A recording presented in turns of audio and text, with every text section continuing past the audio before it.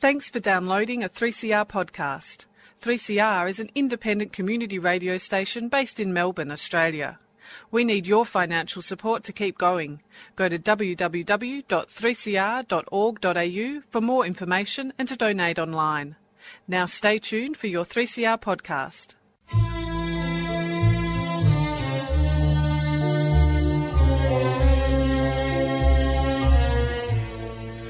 Sabah al-Khair, good morning dear listeners. You're listening to Radio 3CR on 855 AM and Palestine Remembered with Robert Martin, Nasser Mashni and Yusuf Ahmed Al-Rimawi.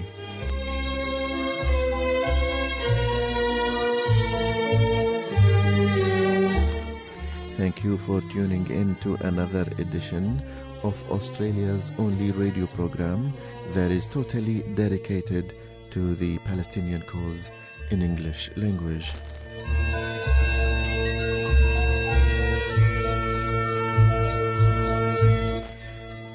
We would like to welcome all our listeners on the AM dial and those who will join us later on 3cr.org.au/podcasts.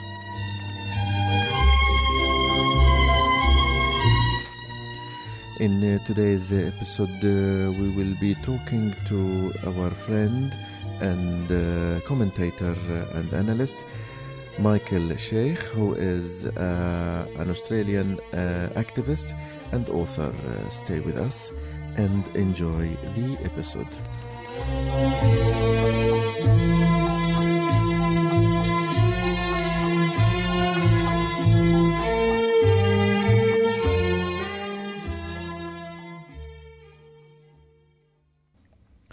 Good morning, Robert and Michael. Michael. Yusuf and listeners, good morning. Good morning. Well, Robert, today we have a distinguished guest, a friend, a frequent guest, not as frequent as we want, but we've spoken to our friend Michael Shaik. Thanks, Michael, for being with us again on the show. Oh, you're most welcome. I enjoy being here. We enjoy talking to you, and today we are going to reflect on a few topics, but also we would like to say happy birthday to Nasser. Well, first of all, we should start it's on Wednesday was International Women's Day, which is fantastic. A very, very good day. I personally believe there's not enough women in the world. We need more of them. And also Nasser's birthday, which I think is very applicable. So happy birthday, Nasser. Mm-hmm. Yes. We miss you very much. Is this why you remember his birthday? That's the only way. So I see on the news and I see all the celebrations, and we got into the studio here and 3CR has done it up beautifully. And I thought, Nasser's done a lot here, hasn't he, to have all the celebrations for him. And then I realised it was International Women's Day. So happy birthday, Nasser. Happy birthday. And today we'll talk to Michael about... maybe we'll reflect on the role of women in the Palestinian struggle, Palestinian steadfastness, Palestinian revolution. We might also touch on current affairs like the future of the peace process and other things. But I just also wanted to remind people that of Michael being one of the co-founders of the Gaza Flotilla, the one came up with the idea. So again, I'm in awe when we speak about that. So again, congratulations, fantastic. Excellent. And that's one of the problems of, interviewing friends. You forget to introduce them again.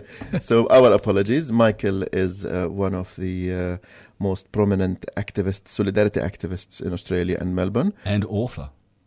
Lucky to have solidarity activists with his passion, with his knowledge.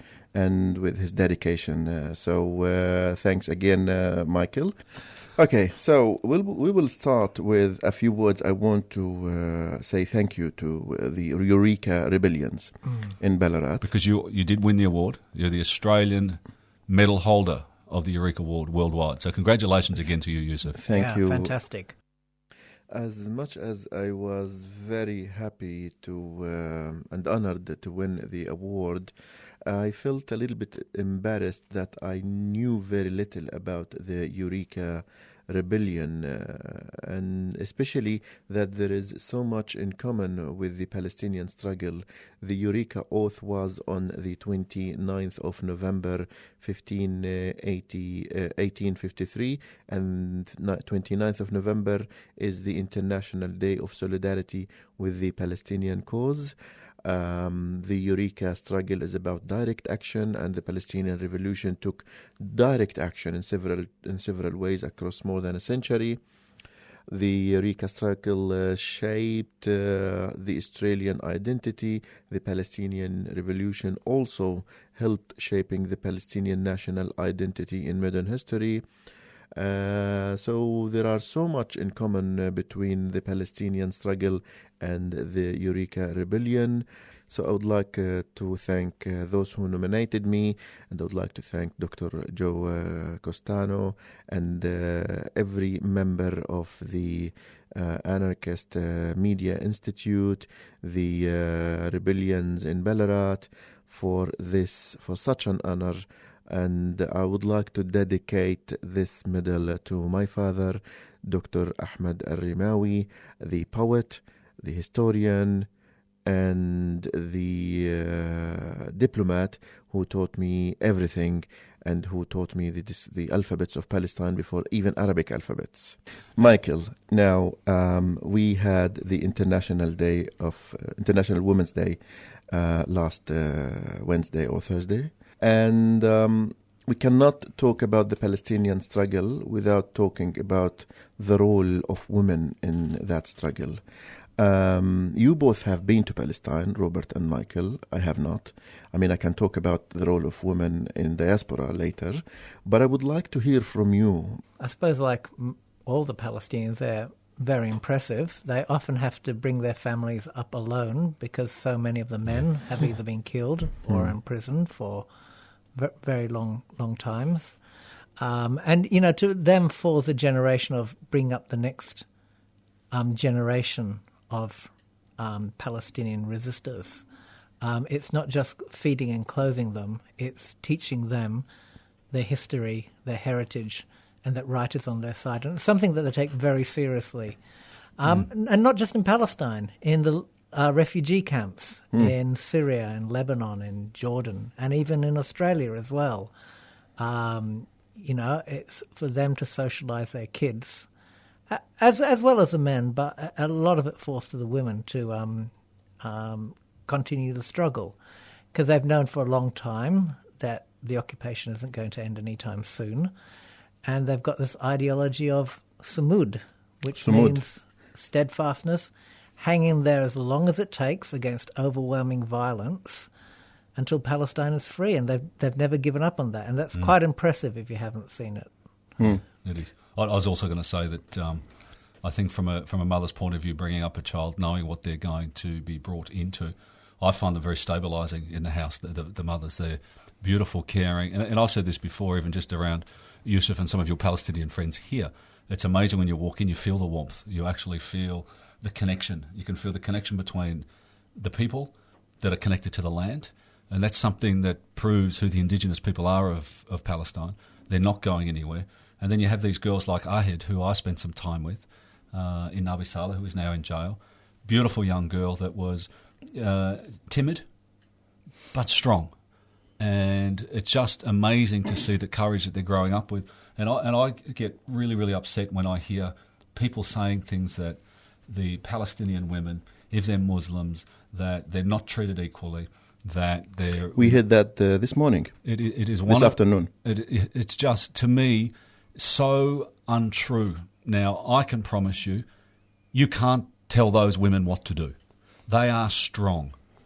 But that's not what their families are about. They're about unity, they're about family, they're about love and joy. And it just makes me so angry when I hear that they are not treated equally. It's just so wrong and shows the ignorance. So happy International Women's Day, especially to the Palestinian women. Michael, you mentioned Khalida Jarrar. Do you want to elaborate more on Khalida Jarrar? Well, she's currently in administrative detention in Israel. There was a very good article written by Gideon Levy. He's written a few articles about her. She's actually a member of the Palestinian cabinet. She's very outspoken. And the leader of the PFLP movement. Right, Yeah. right. She was in administration in 2015. They cobbled together a whole lot of charges, which were nothing charges, like she'd encouraged people to go on strike. She'd encouraged people to attend a book fair that was not approved by the occupation. Then she was released, and last year she was arrested again for unspecified charges. Unspecified normally means none. And essentially she hasn't broken any laws, but because she's such a strong advocate for the Palestinians, she's still in jail. And if you read, there was a very good article written by Gideon Levy, I think it was last July. He's around fantastic, then. Gideon. And, people like you and me, we've been doing this for... Well, you've been doing it forever. I've been doing it for about 15 years. Rob's been doing it A few minutes. I've only been here a few minutes. A few years now. And it's easy to get demoralised, to feel hopeless. Sometimes... We're talking about this today. Yeah, it feels like a long grind. And then when you see the resilience of people like that and against... ongoing detention. She's out for 6 months and then she's back in for 6 months. And she doesn't know whether her detention will be renewed for another 6 months. But the way she's brought up her daughters to be like her and that never say die kind of spirit, it's quite inspirational. And you might feel a bit demoralised and tired working in Australia. And then you realise, hold on, you've got no right to feel sorry for yourself, given what the Palestinians are putting up with. And they just seem to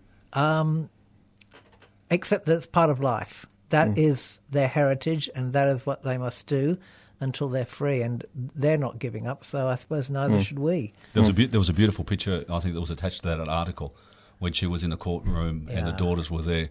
And it was magic to see these daughters missing their mother, but being with their mother because, in spirit and, in strength, it's quite amazing. There's another thing that I noticed when you look at their faces, the older ones, is that there is the strength, but there's also a lot of pain. You can see the pain that they've suffered, but they've got there. And so, unfortunately, what the occupation has done, it doesn't just steal land or innocence, it can steal a lot of joy that a mother should have had over the years. And I spent a lot of time in the villages, and to see some of the women when they're on their own thinking, you can see where their minds are going. And the minds are going, maybe what could have been, maybe what's going to happen when I'm not here. Everything is unsure. And I don't see that with the mothers that I'm surrounded with here. And it's just one of those things that just dawned on me when you were saying that. So, Okay, Michael, peace process, where are we heading? Trump decided not only to give away Jerusalem, but to open the embassy on our Nakba Day, in another challenge, in-your-face type of thing. Look, I don't think he killed the peace process. I think it died sometime during the Obama administration. I think what he's done is he's buried it. And I don't think it's possible for the Palestinians to, even if they wanted to return to an American-backed peace process, because Jerusalem was a third-rail issue between Israel and the Palestinians. And he says he's taken off the table. He actually boasts about that he's given Jerusalem to the Israel. So, someone had to do it. It was the right thing, but, You take Israel out of the West Bank, and all that's left to a hypothetical Palestinian state is Jerusalem. A patchwork of reservations and refugee camps. That Ramallah, Jerusalem, Bethlehem corridor is where something like 60% of Palestine's economic activity is. So, it's been disrupted by the wall and the settlements, but if you take that out, it's not a viable state. So I think, in a way, by closing the book on the peace process, he's now opened up a new history period in Palestinian history. And there's no easy answers now for the Palestinians. I'm sure something will come up in the years ahead, because that's the way history works. But the idea that, okay, we're going to take the peace process back to the United Nations or the European Union or Russia or China, I think people don't understand why America got involved in the peace process to start with. In the first place. Yeah, I mean, obviously, it's not America who should be adjudicating it. It's the United Nations. But Israel refused to deal with the United Nations. The only power in the world that could get Israel to the negotiating table was the United States, because it gives them so much money, because it's their main superpower patron. And that's what happened in the 1990s under George Bush I, the elder. And since then, America's been playing the role of honest broker, even though it's been very much weighted on Israel's side. And what Donald Trump did was he kind of like threw that aside. And it's kind of like, okay, I'm going to make it clear. I'm going to make my son-in-law, Jared Kushner, who's a great supporter of a very militant, fanatical Jewish settlement, my special envoy to the Middle East. And I'm going to make my bankruptcy lawyer, who's also an ardent advocate of the settlements and a financier of the settlements, my ambassador to Israel. And as a cherry on top, I'm going to sign over Jerusalem to Netanyahu and open an embassy there. And that has kind of stripped away any pretense of even-handedness. But you see, the idea that the Palestinians can just go to the European Union or the United Nations doesn't follow from that. Because last year, the French President, what was his name? Hollande. He held a huge conference in Paris about Israel and Palestine. Netanyahu just didn't show up because they can do that to any other power in the world. So it just means there is no peace process and there's no prospect for a peace process. And that's what I was getting back to. The Palestinians know that they've reached a dead end.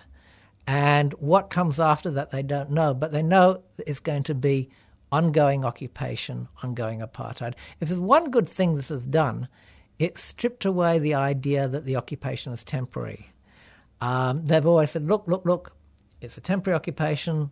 We're going to resolve this with a peace process. There'll be two states, blah, blah, blah, blah, blah.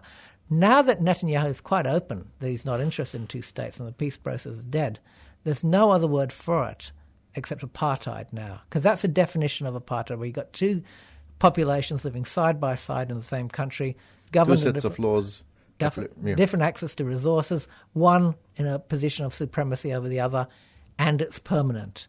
And we haven't had that last clause as yet. It's always been temporary. It's not apartheid. Yes, Jews do lord it over Arabs, but it's only temporary. Now we know that is a long-term, that is a future. For the foreseeable future, that's a future that the Palestinians are going, and the world is going to have to deal with. So in a way, that's it's stripped away the pretext. But what comes next, I don't think anybody knows. There are no easy answers for the Palestinians, for the PA. I think essentially the world has put it in the too hard basket, and they're just going to see what happens. The trouble is, they've done that before. In the 1980s, they tried to do that, and they were the first intifada. That's the trouble with the Palestinians. They just don't know when to quit. And they don't think they know they're occupied, but they don't think they're conquered.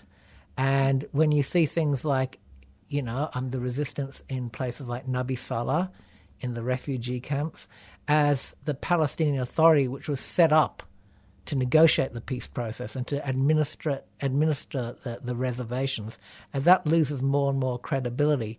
There are going to be new models and new leadership that comes up. But I think most Palestinians know that there's hard times ahead. I mean, they know that the past has been hard, but the future is going to be harder.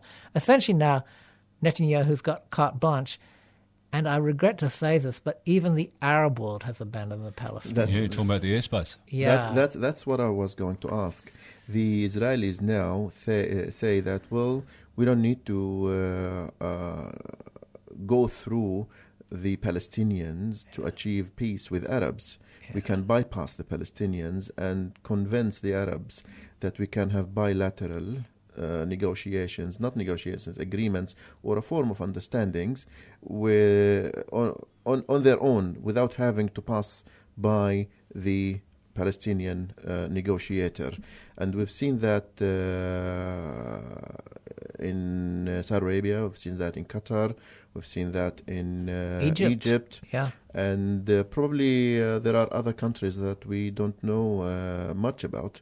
So while that is happening, while that is happening, the Palestinians seem to be the only ones, and Palestinian leaders seem to be the only ones who have been saying no to Trump and saying no to Netanyahu and saying, no, we're not going to negotiate without predetermined border lines. And, within that, I think the danger, like you said, Michael, is that if we lose the Arab support, if the Arab League or the Arab countries stop supporting the Palestinians in their demands of right, peace, or just peace, what's going to happen? How it's going to look like in our relations? And it's very scary. It's very scary.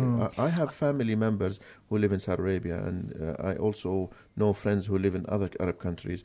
And things are, uncertainty is the key word now. Yeah. I think, the failure of the Arab Spring was a historic defeat, not only for the people in Egypt and Syria and what have you, but, for the whole of the Arab cause.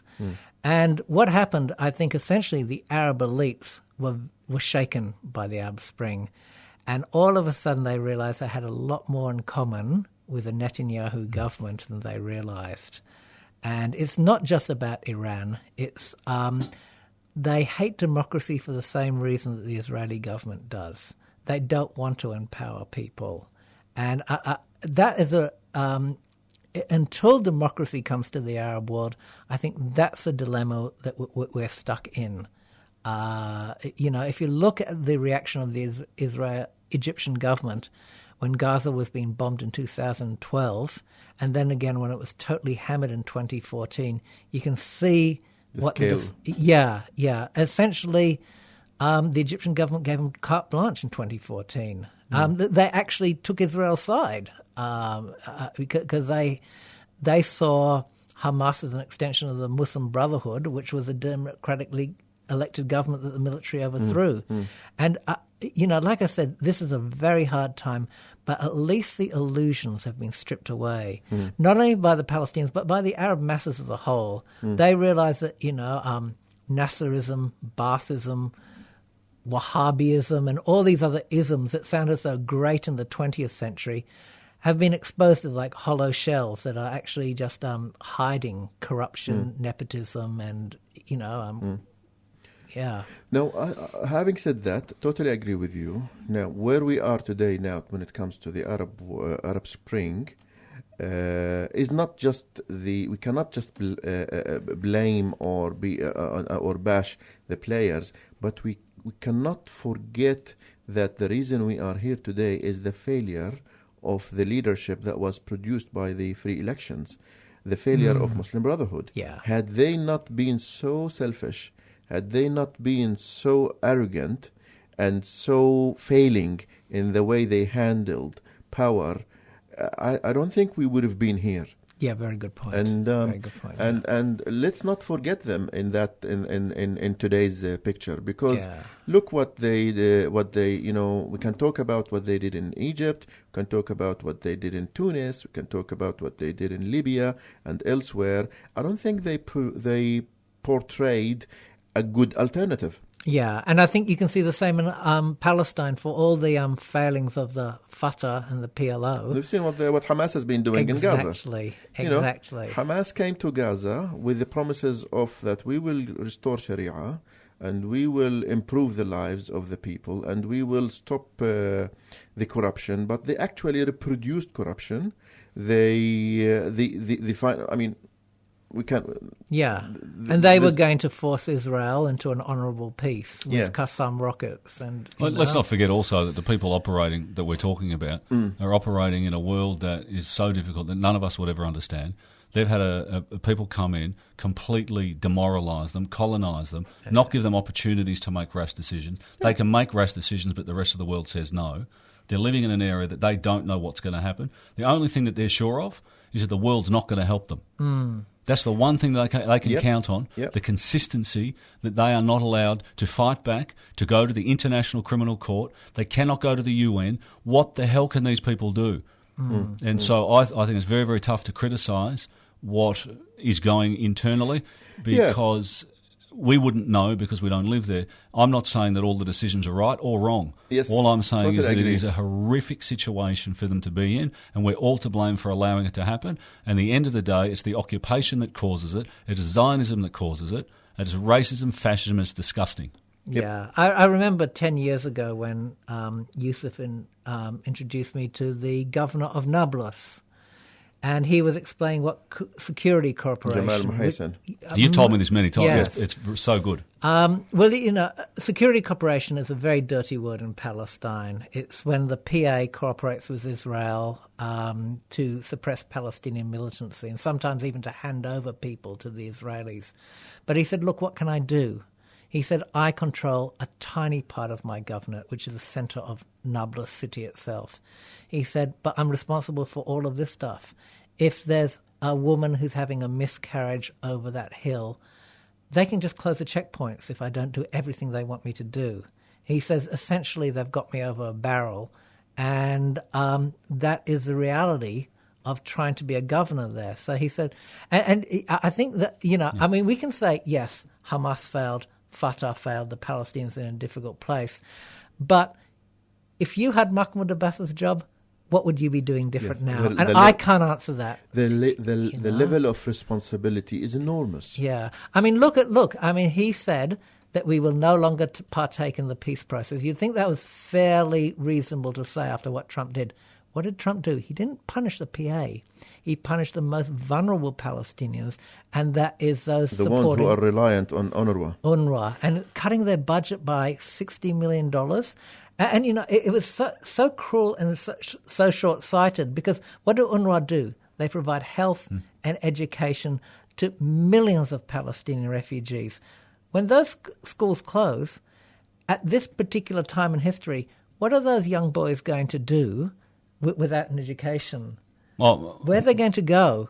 Who's going to give them? This is done on purpose to drive people into ignorance, to drive people into radicalization, and to drive people into, hopefully, according to Netanyahu, to falling into another form of ISIS, so that he can say, look, yes, we're fighting terrorism, and Israel is the only oasis in the region. Just on that, though, when we say radicalism, a lot of people assume that it's straight into Islam, into religion. Yeah. People that are lost and don't have a connection to, you know, the things that we take for granted, which is love and freedom and all of those things, they will turn to a group that unites them. Now, if you've got a common enemy, I know what I would do. I know it. Most of us don't have the balls to admit it, but we have the audacity to say that these people are fanatics. Oh, my God, they're born Radicals. to kill. They're born. Why don't you go back a few steps and look at what they've been born into, what help they've been given, which is none. You're setting these people up to become criminals, but they're not criminals because they're trying to fight back for their own freedom. On this note, we're going to have to leave it here, but we will definitely continue our discussions with our guest, Michael Shaik, a Palestinian activist and writer. Author, I like that, the author. Thanks for being on the show, Michael. Is that it? Are we finished? We have finished for... We're just getting warmed up. We're finished for this episode. I think that there may still be an issue in Palestine over the next few weeks, so yes. I would assume that we'll have a show going on a little bit longer. So thank you, Michael, again. Great fun. Thank you.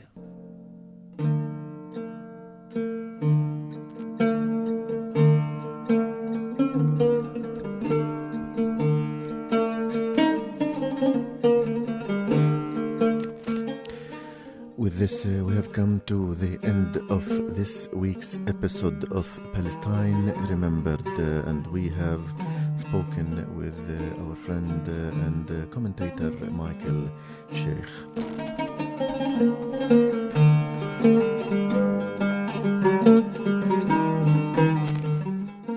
Thank you for being with us, and until we meet next Saturday, this is Nasser, Robert and Yusuf wishing you the best of time and salam.